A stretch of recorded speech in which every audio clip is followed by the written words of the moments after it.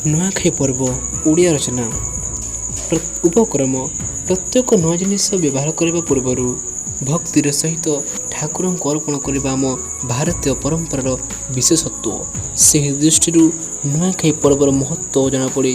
ବିଶେଷତଃ ଗଣେଶ ଚତୁର୍ଥୀ ପରଦିନ ପଞ୍ଚମୀ ତିଥିରେ ଏହି ଉତ୍ସବ ପାଳନ କରାଯାଏ।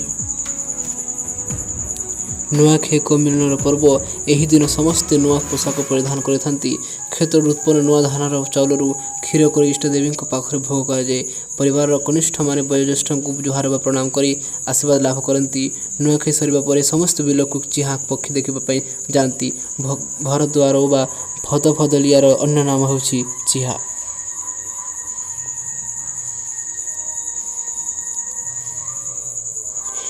ବର୍ଣ୍ଣନା ଏହି ଶୁଭସୂଚକ ପକ୍ଷୀ ଦେଖି ନିଜ ଧାନ କିଆରୀ ଉପରେ ସନ୍ତୋଷର ଦୃଷ୍ଟି ଢାଳି ଘରକୁ ଫେରନ୍ତି। ନୂଆଖାଇ ଏକ କୃଷିଭିତ୍ତିକ ମହାନ ପର୍ବ। ଏହି ପର୍ବଟି ମୁଖ୍ୟତଃ ପଶ୍ଚିମ ଓଡ଼ିଶାରେ ପାଳନ କରାଯାଉଥିବାରୁ ସମଲେଶ୍ୱରୀ, ମାଣିକେଶ୍ୱରୀ, ପାଟଣେଶ୍ୱରୀ ଇତ୍ୟାଦି ଦେବୀ ମନ୍ଦିରର ପୂଜା ଅର୍ଚ୍ଚନା କରାଯାଏ। ଓଡ଼ିଶାର ଉପକୂଳବର୍ତ୍ତୀ ଜିଲ୍ଲାମାନଙ୍କର ଭାଦ୍ରବ ମାସର ତୃତୀୟା ବାହନ ଓଷା ପୂର୍ବ ଦିନ ନୂଆ ଧାନରୁ ପ୍ରସ୍ତୁତ ଚାଉଳରୁ କ୍ଷୀର ଏବଂ ଚୁଡ଼ା ଠାକୁରଙ୍କୁ ଅର୍ପଣ କରି ଖିଆଯାଏ।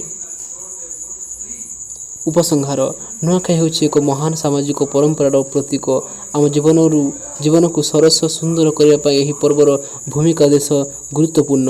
ପଶ୍ଚିମ ଓଡ଼ିଶାର ଜନଜୀବନ ସହିତ ଏହି ପର୍ବର ରହିଛି ଘନିଷ୍ଠ ସମ୍ପର୍କ।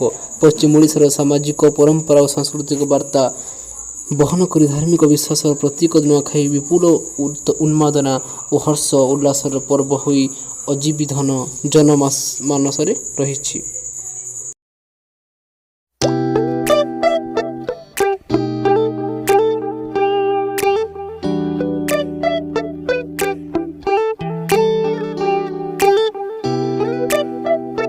Yo, what's up?